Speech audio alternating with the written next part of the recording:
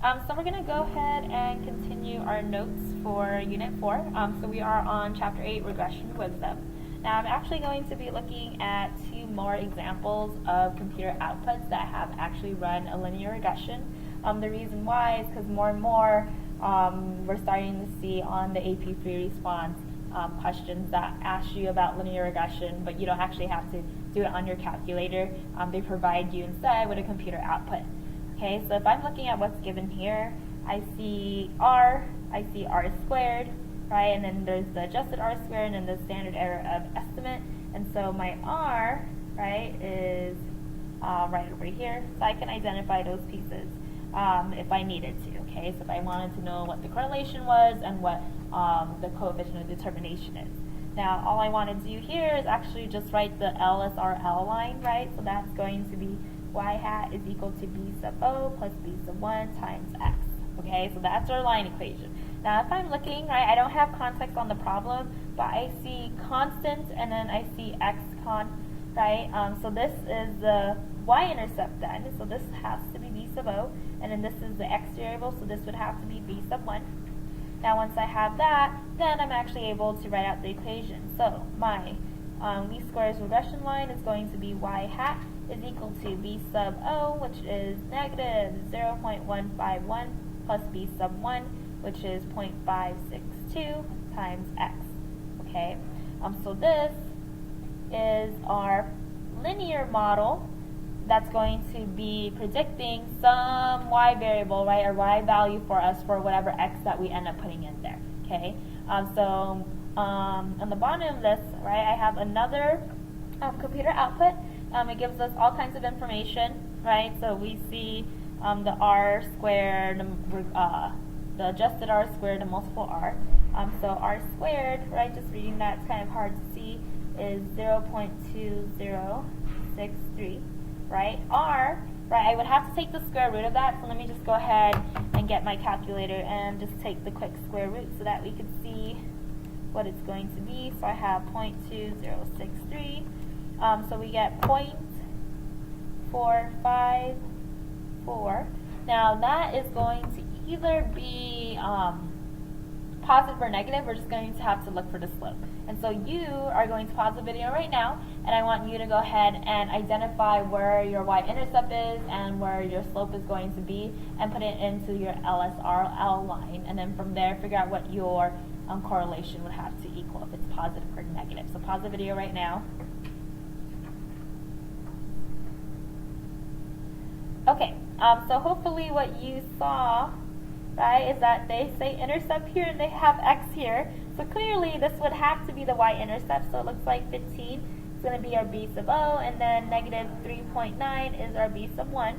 Now I see that our slope is negative, so that means that our correlation is going to be negative, okay? So that's the part that I was waiting for. Now for the actual LSRL, we have y hat is equal to b sub 0 plus b sub 1 times x. Okay, so y hat is equal to b sub 0 is 15, and then our slope is negative 3.9x. Alright, and there is our line, and if we had more context, we would be able to interpret things like the slope. We would be able to interpret our r squared with the context and that kind of thing. Okay, so let's go ahead and continue on with the notes. Let me flip this page over. So we already answered these in the front, right? What is the correlation coefficient? What is the coefficient of determination? So we're good. Okay, so just a little bit more on the coefficient of determination. We use this to give us a little bit more information on whether or not a linear model is a good fit for the data that we have on the scatter plot, okay? So just like the slope and just like the intercept, right, and the correlation, we actually want to let people know about r squared so that we could judge how successful the regression is at fitting the data, right? So the closer you are to 100% for that coefficient of determination, the better that the linear model is able to fit that data, okay? Now statistics is all about variation, because we know that when you get real life data, it's not going to perfectly fit into a model. Like, it's all over the place. Like, you're going to have a lot of variation between different samples that you take. right? But what we still do anyways is we try to find a pattern, right? We want to try to make some type of inference about what we are seeing, okay? Now, our square basically is just measuring the success of the regression model in terms of the variation, right? So how much of what we see happening in y, the variation in y, is affecting is due to the variation that we see in x. Okay. Now on chapter 7, right? So let's go ahead and move on. On chapter 7, the other way that we could talk about whether or not we have a good model, right? If the linear model is a good fit of our data, is by actually creating a residual plot. And what we're looking for is that residual plot to be scattered, right? And so here I have a linear, or not a linear model, sorry, I have a scatter plot, right? That's looking at the length of time that the emperor penguin dives, right? And then their heart rate. Now, if we're looking, the longer that they are underwater in their dive, the lower their heart rate, right? That's what we see. So we have a somewhat linear, right? Because I kind of see a curve, so we might argue that this might be a curved shape. So a somewhat weak linear negative association between the duration of the dive and then the dive heart rate, all right? And what we do, right? So we're kind of, it looks more curved, but we could argue that perhaps we could fit a linear model with this. We could take the linear regression and actually make a residual plot. Now, if I'm looking at this residual plot, it's not exactly scattered, right? I kind of see that there's a pattern. Like all of them are clumped up here, and then there doesn't seem to be anything over here, right? Which suggests that this is not going to be a good fit for the data, right? And so there might be something that is better, all right? Now, that doesn't mean that the linear regression is completely useless, because we still see that there is a pattern, that there is a trend. So we could use the linear regression. We just kind of want to be mindful that there might be something better.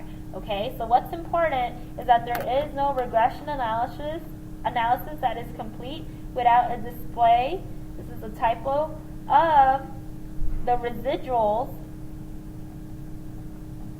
to check that the linear model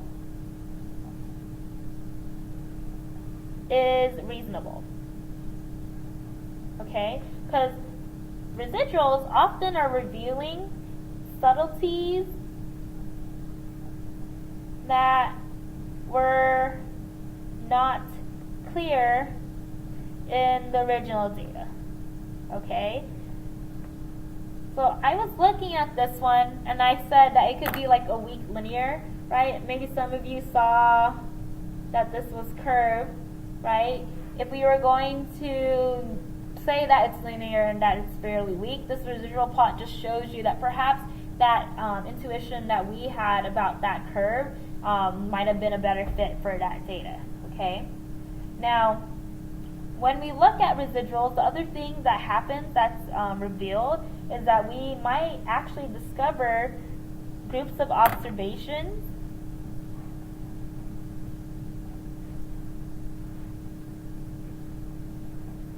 that are different from the rest. Okay, so what we have here is some residual plot. Okay, and then if we're looking, there's like a handful that are together really, really low, right? So they're like very far extreme negative residuals. And then we have some positive residuals that are extreme, and then we have everything else that's in the middle. Now, while this looks really scattered here, and then scattered here, and scattered here, it looks like we have three main groups.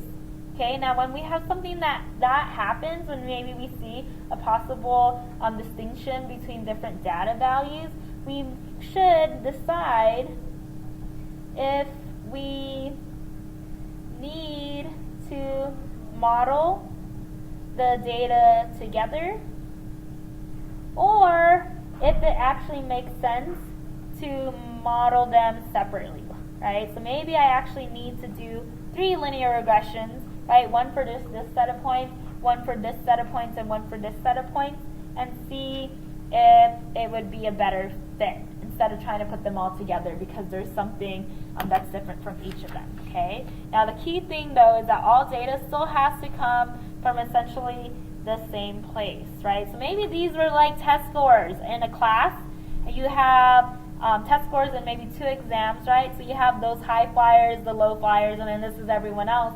Maybe you got to just compare the high flyers with the high flyers and the low flyers with the low flyers, and then everyone else with themselves, so that you can have like a clear indication of what trend is going to happen between those different groups of students that you might have in the class, right? So that might be a scenario where it makes sense to actually separate the data in that way.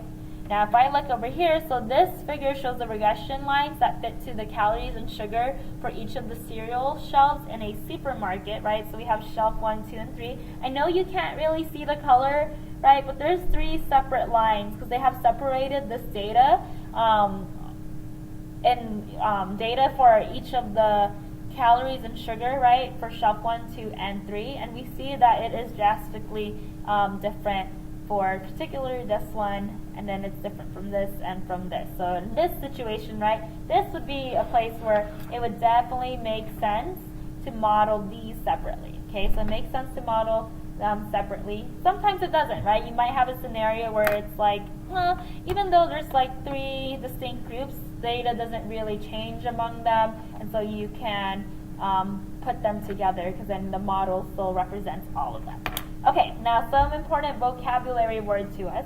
So an outlier is any point that stands away from the others. Right? So any point that stands away from the others can be called an outlier. Right? So if you have something that really, really stands out, call it an outlier, and you better give it some attention, okay? Because we know that outliers had drastically affected our correlation, right? And correlation is used to actually calculate the slope, and so if you have one point messing up your correlation, you're going to have one point that messes up your slope, okay? So you have to pay attention to those, right? So there's those outliers. Also, what you want to be conscious of, right, is residuals. So values that you have that actually have really large residuals, okay? So the linear model doesn't fit points with large residuals very well. So if you happen to see a data value that has an abnormally large residual, then you probably also want to pay attention to that, okay? Leverage, right? So this happens when you have a data point,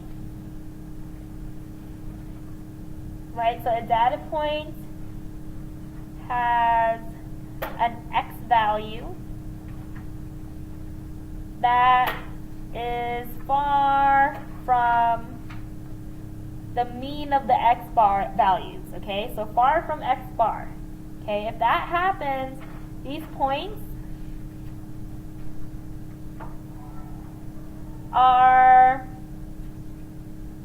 said to have high leverage. Okay, so these points are said to have high leverage.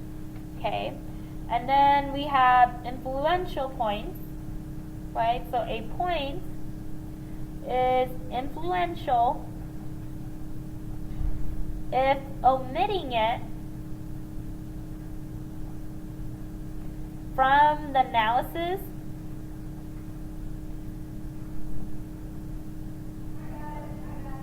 gives a very different model. Okay, so if I look here at this graph, I have, so the color didn't come out very nicely. So what I have here is an outlier. if I were to run the linear regression with the outlier, this is what my linear model will be. If I remove that, right, then what happens is that this is what I end up with.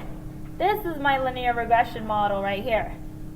Huge difference, okay, which tells you, one, like obviously this is far away and it really stands out from the rest of the data, so we would have called that an outlier, but we also see very clearly that this point is influential, because if I took it away, it goes from this blue line to this orangey yellow line, okay, so then that would be influential. Now this idea of leverage, right, so if you had, let me add an example to our graph. So we have all our x values there. Let's pretend that this graph continued on, right? So I'm going to just add a little note card just for illustration purposes. So if this continued on and all of a sudden we had a data value that's here, or a data value that's here, right? All of my points are over here, and so the mean of my x is probably somewhere over here, and this happens to be far away. This one point, right, is going to clearly drop this line. If I didn't include the outlier, it's going to drop that line to head towards this point to account for that, right? So that's what we mean for high leverage. If you have a value that has an x value very, very far away, it's actually going to make that line kind of fit to it because it's so far. And so this line slope would not be as steep, okay? If you have any questions about outliers, leverage, influential points, or you have any confusions about the differences between the two, right, then let me know. But here's what matters, okay? This, right, stands far away, that's going to be an outlier. Leverage, right, this has an x value that's really far away and it's an outlier, so then that would be both an outlier and that would also have leverage, okay? So outliers can have leverage, and then if you have points that are have leverage or you have an outlier, then those are going to be influential, okay? So hopefully that makes it a little bit more clear, but again, let me know, and you'll have practice problems where you're just trying to explore those definitions even more. Okay, now let's go ahead and talk about lurking variables. All right, so here's something that's really, really important. Okay, so no matter how strong the association,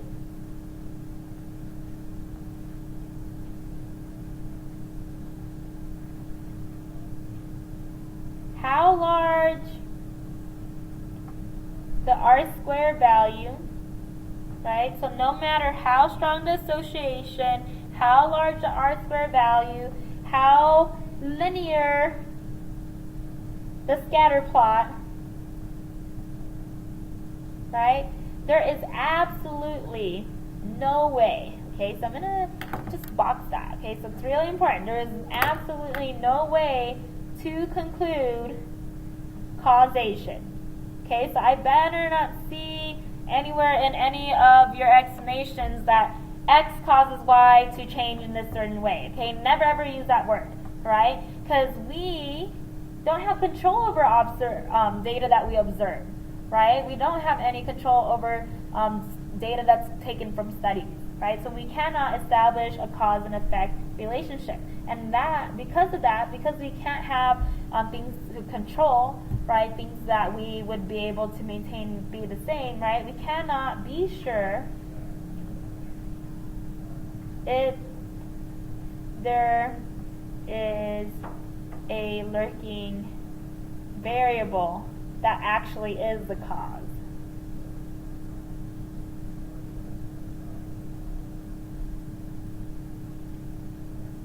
Of y, your response variable. Okay, so we want to just be careful of that. Okay, so a few warnings and then we're going to be done with the chapter 8 notes. So, influential points can hide in plots of residuals. Okay, so just because maybe you have a residual that is not too low, like it's pretty, not too low, like really low, or really, really high, right, in the positives and negatives, it's like close to zero, right? it's saying that the line isn't so far away from it, and so the residual plot will then make it appear like it is scattered with the rest of the points, right? Like, that doesn't mean that it's not influential, because again, influential points like outliers affect that line. Like, it affects what that line is going to look like. It will pull that line towards it. And so just because you don't see anything really standing out in the residual plot doesn't mean that there is an influential point that stands out. Okay? Other things. So, points, right? So here's what I was just saying. So this happens too with high leverage. So points with high leverage pull the line close to them. Okay, so they have small residuals. That's how they hide. Okay, and so funny enough, it's actually easy to see the influential points in your original scatter plot. Right? It's very clear to you that there's something wrong here. This is like standing out. It's in the middle of nowhere and all the points happen to be here. Okay? So you will see influential points more easily. Oops, cannot spell easily in the original scatter plot.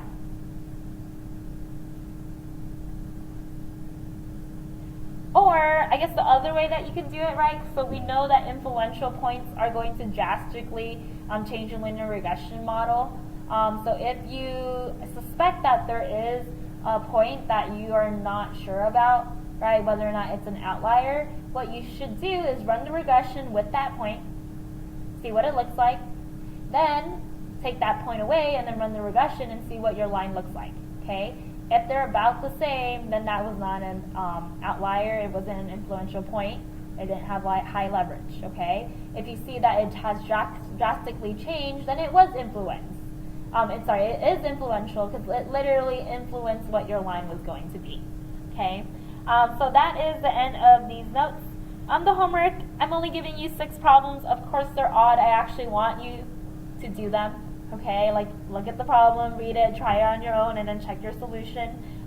If you're just literally copying the back of the textbook, which you can because it's the odd numbers, like I think what you need to ask yourself, is that really what's helping me understand the material? Okay, this